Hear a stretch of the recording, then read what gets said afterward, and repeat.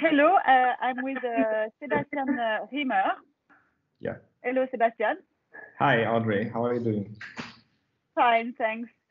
My first question to you, Sebastian, is how are you, particularly with those very weird times we are living now? Well, it's a very tough question because it's something that seems to concern all people in our sphere, and it becomes even something that concerns everyone. And I have to say that in the beginning, I did not know what was happening. I still don't know what will happening, but what already happened is really difficult. Yes, it is. I talked with different artists, and they said that this break helped them to think about their work. Did you produce things during those times? Yes. But the question is, what is it, or what value will it held in the end? Of course, the thing is that fortunately in Germany we did not have a real lockdown in the meaning of that we cannot leave our houses. We were just advised not to leave our houses. But my studio is just 8 minutes walk from my home, so I could continue at least physically the same way as it was before. But of course, there was just a physical aspect. So I went to the studio and I did stuff, but somehow I paused working on things that were interesting to me before, because I had a packed schedule of exhibitions this year and they were all canceled or postponed. So suddenly I also found myself in having more spare time. So I was looking at older stuff or at things that are always interested me, and I was playing around. It's and whatever will happen out of this play, I don't know. It's usually that I work on things and I develop my works in a long time period. So meaning that if I have the idea for something, it can take many years until it will be shown somewhere, or it will just vanish forever. We are very lucky to see some pieces in the Photo Basel virtual edition. You are represented by Hélène Lacharmoise from Galerie 19 in Paris, and she will show very different pieces from different series. And I'm interested in your position and your relationship with photography. Do you describe yourself as a visual artist? Yes. So you are a German visual artist, and we can see, by example, wonderful works you made with slides which were used for lectures for history of art. Yes. Can you say a little bit more about this? Yes, I have always been intrigued by the idea that photography is an absolute precise means of recording what is visually traceable. Let's put it that way. And for this, it revolutionized the whole art history thing in the moment when depiction of artworks became more naturalistic in a photographic way than they were when they were just reproduced by hands, by other artists. And what I liked was that today we are able to record things beyond the imagination of our, and also beyond the capability of our eyesight. So this is the recent development leads to cameras that have extreme resolutions.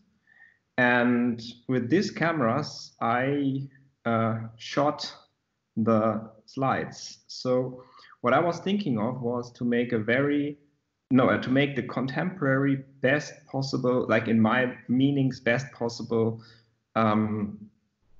reproduction of something that is already considered to be garbage because it's a slide from, I don't know, the 1960s, 70s, 80s. It was not even taken in front of the artwork it is depicting. Mostly they were taken out of books, and they are in bad shape. So the colors have shifted. Some, there's full of dust. So I treat these slides as if they were miniature artworks and try to make the best reproduction I can make out of it, so that I can enter the realm of this idea of how a photograph can actually or cannot actually reproduce the experience we have in the world, and more so in terms of arts.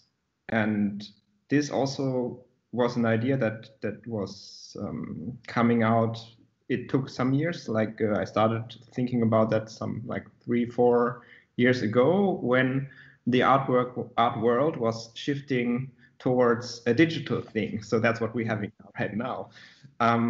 So how can you replace experience by photography, and what happens then? And also, what about this idea of the aura of an artwork? How can I replace?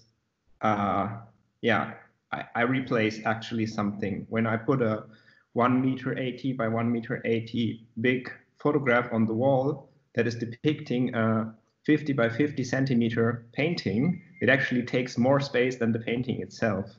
So this was something that I thought was interesting to me, and also showing, on the one hand, the ability of dissolving resolution, of photographic capability, but showing also, on the other hand, its the limits by not having the original artwork, but having another original artwork, which is mine. Mm-hmm. As you said, it's a very big piece, and so you play with this scale, the scale of the slides, and turning it in a big format. We can feel it's like a game. How you want to talk about the perception of a painting, and how you play with it. I also noticed you used old photography you found in a window shop in Tel Aviv. So this photograph is very damaged by the sun and by the time. So you are interested in using archive photographs which are not yours in your artwork. Well, actually, I'm using all kinds of sources, and I make them mine by taking them. So it's interesting. In German, we have this the expression in German. If you literally translate, because of the similarity between German and English language, you can literally translate. In German, you would call it, we make a photograph. In English, you take a photograph. And I think this is a very, very important differentiation between the act of just accepting something by taking it as it is. And the other thing is to make it. That means like to bring something of your own in it by changing it. If you make something, you change it in a way. And this is what I'm doing. So I work with discarded imagery, for instance, but I try to take them as they are, but while I'm doing this, I'm changing them. So if you take a photo of whatever, you have already changed it. It's not what it was. It became a photograph. And so I'm not interested in archive by the archival means of an archivist. I'm more interested in the act of perceiving what we can learn from these things for today. What can we see? So for me, mostly the metadata of the things I take as source materials is not as important to me. For instance, these old models that I have taken from the shop windows, these are more interesting to me as a visual experience than as to know this is Sandra and this is Julia and this is Aisha. I don't know. So it's it's more interesting to see what you have, and is a general approach I have.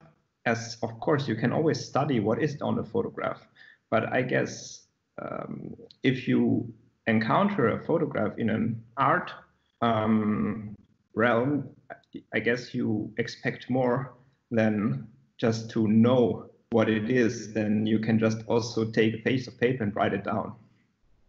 Yeah, it's a kind of dissociation.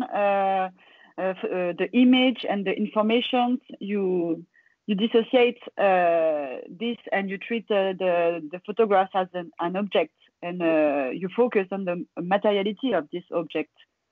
Yes, and also yes. Sorry, I wanted to talk about this third series, Hélène will show this uncolored black and white print. It's in the same line. It's. You mean the press paintings?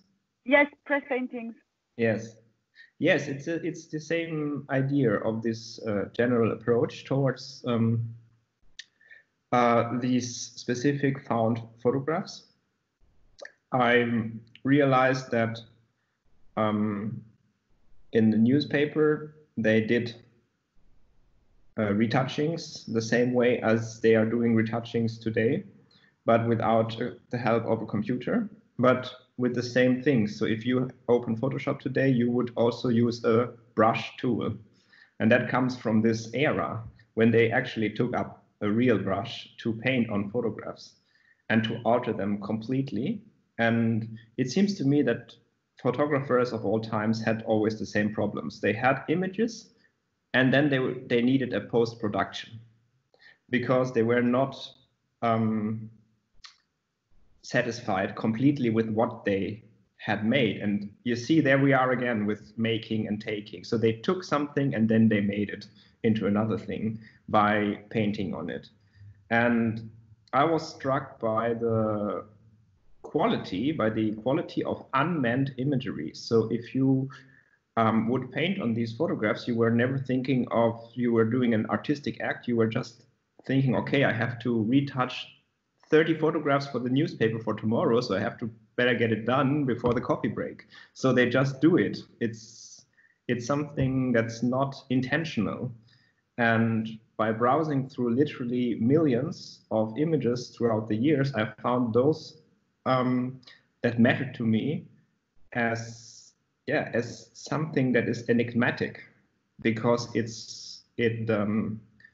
fizzles or fliddles, I don't know the English word for it, but you look at it and you don't get what you see. And this is also an important point for me. So you see all, but you don't get it. It becomes enigma. Thank you so much, Sebastian, for all these informations, and I hope a lot of people will see your work in this booth. Thank you, and see you in person, I hope, very soon. Yes, hope so too. Thank you, Audrey. Bye-bye. Bye-bye.